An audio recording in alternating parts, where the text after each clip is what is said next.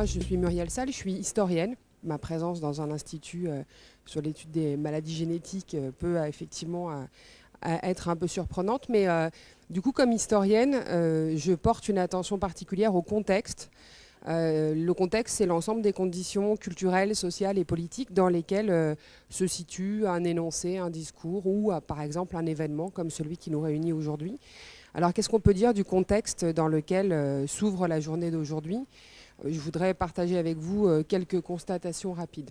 Il y a 2 jours est parue donc dans le journal Libération une tribune signée d'un sociologue qui est membre de la mission pour la place des femmes au CNRS. Et le titre de cette tribune qui a vocation à annoncer notre journée, c'est « La santé n'est pas étrangère au genre ». Et cette tribune s'ouvre par une série de questions.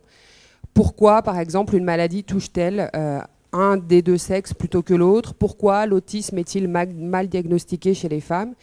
Et si vous ne l'avez pas lue, elle est disponible en ligne, je vous invite à aller la voir parce qu'en quelques lignes, et d'une manière redoutablement efficace, je trouve, on voit résumer et diffuser du coup des travaux que pour celles et ceux d'entre nous qui travaillons sur ces questions-là, nous connaissons, mais qui sont des travaux qui restaient un peu confidentiels parce que difficiles d'accès. Par exemple, les travaux de Priscille Touraille, qui est anthropologue, qui montrent comment les régimes de genre agissent comme une force sélective de l'adaptation biologique, et du coup se questionnent pour savoir si les femmes n'étaient finalement pas naturellement plus petites que les hommes, et si cette différence de taille n'était pas le résultat d'une construction, entre autres sociale, mais les choses sont évidemment plus complexes, et si notamment l'accès à la nourriture et les critères de choix de partenaires jouaient un rôle dans l'affaire. C'est la question que pose Priscille, et qui est là énoncée et présentée dans cette tribune. En quelques lignes aussi sont évoqués les travaux d'Anne Fausto-Sterling, entre autres, qui est une biologiste américaine qui discute l'exclusivité de ce qu'on appelle la bicatégorisation sexuée. La question c'est est-ce qu'on pourrait être naturellement, je mets des guillemets à chaque fois que je parle de naturellement, autre chose qu'un mâle ou qu'une femelle ? Toujours dans cette tribune, en quelques lignes, on indique que les traitements et les diagnostics, ça a été dit, sont influencés par le genre, notamment parce que durant les phases d'essai, les médicaments sont testés dans leur grande majorité sur des sujets mâles, raison pour laquelle 80% des médicaments retirés du marché l'ont été à cause d'effets secondaires sur les femmes, ainsi que l'ont constaté les autorités de santé aux États-Unis il y a quelques années déjà. Donc les maladies ont un genre. Le cancer, dont il sera question, a longtemps été féminin, c'est-à-dire en fait sous-diagnostiqué et trop tard soigné chez l'homme. L'autisme est décrit comme masculin, là aussi, sous-diagnostiqué chez les patientes qui parfois même en font elles-mêmes le diagnostic. On pourrait multiplier les exemples et on peut parier que la journée d'aujourd'hui d'ailleurs nous permettra d'enrichir largement notre panel. Quoi qu'il en soit, je relève avec intérêt cette entrée des questions de santé comprises au prisme du genre dans la sphère médiatique. Et donc, on peut l'espérer auprès du public. Et au premier rang de ce public, je pense évidemment aux professionnels de santé, parce que c'est un changement important. Et là, je fais un petit pas en arrière au niveau historique. C'est un changement important en France, ça a été dit. On a rappelé le rapport de 2010, l'engagement de 2013, mais voici peu, c'était en juin 2016, donc ça date de vraiment peu de temps.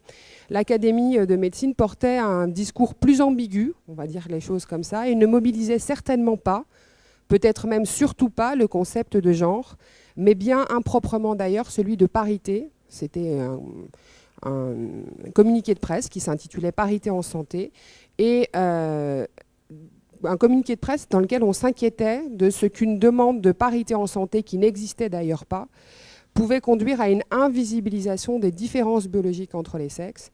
Et donc on ne peut que se réjouir de la fin possible d'un malentendu à laquelle la journée d'aujourd'hui ne manquera pas de contribuer très activement. La parité n'a bien sûr rien à voir avec les questions de santé. La parité est une question politique. Il s'agit simplement, comme vous le savez, de faire en sorte que la composition des assemblées représentatives soit calquée sur celle de la population et qu'elle compte donc autant d'hommes que de femmes.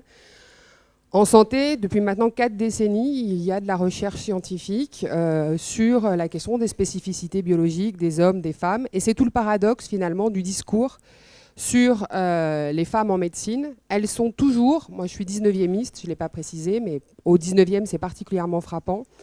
Elles sont toujours, les femmes, la différence, l'autre avec un grand A, l'autre irréductible. Longtemps d'ailleurs l'incarnation du corps malade par excellence. Mais cette hypervisibilité des femmes comme malades conduit paradoxalement à leur invisibilisation. On ne construit évidemment pas un savoir sur l'exception féminine, mais sur la norme, masculines. Et donc, du coup, quand bien même les femmes sont construites comme les malades par excellence, en fait, c'est jamais sur elles que se construit le discours médical, en tout cas historiquement. Au prisme du genre, et c'est tout l'intérêt de ce concept, il n'y a plus de normes et d'exceptions, mais des façons d'être au monde, et d'ailleurs pas seulement deux façons d'être au monde, qui sont également exceptionnelles. Et c'est encore une fois l'intérêt de ce concept, parce que cela peut nourrir, ça a été dit, la recherche, parce que cela pose de nouvelles questions, cela ouvre de nouvelles hypothèses, et surtout cela bat en brèche les évidences. C'est quand même le meilleur moyen de faire progresser la recherche que de battre en brèche les évidences. Les deux conférencières, donc, et j'en termine avec la présentation de ces deux conférencières, les deux conférencières que j'ai l'honneur d'introduire ce matin vont vous le montrer, chacune dans leur domaine, et je les présente rapidement pour finir, si vous me le permettez. Kristen Springer est sociologue à la Rogers University, et c'est de santé publique qu'elle nous entretiendra. D'abord chimiste, elle travaille sur les inégalités de santé dans le cadre d'une étude postdoctorale, et elle en vient, par ce biais, aux questions de genre en santé. Ses recherches portent aujourd'hui sur le genre dans les inégalités de santé et elle s'intéresse plus particulièrement aux interactions entre le biologique et le social en la matière. Ses travaux les plus récents explorent notamment la question des masculinités et l'impact négatif des normes de genre masculines sur la santé. Donc effectivement, ce n'est pas d'un Women Institute qu'on va parler, mais bien d'un Gender Institute en matière de santé. Quant à Sarah Richardson, professeure d'histoire des sciences et d'études sur les femmes à Harvard, ses travaux portent sur le génome, également au prisme du genre, et elle montre ainsi comment les chromosomes X et Y sont des objets de connaissance scientifique dont la circulation de la culture scientifique vers la culture populaire, parce qu'aujourd'hui ça fait partie d'une forme de culture savante popularisée, ces chromosomes, dont cette circulation donc est révélatrice et nous en dit long sur la manière dont les croyances de genre, donc les idées qui ont cours sur la masculinité et la féminité, participent activement du travail scientifique.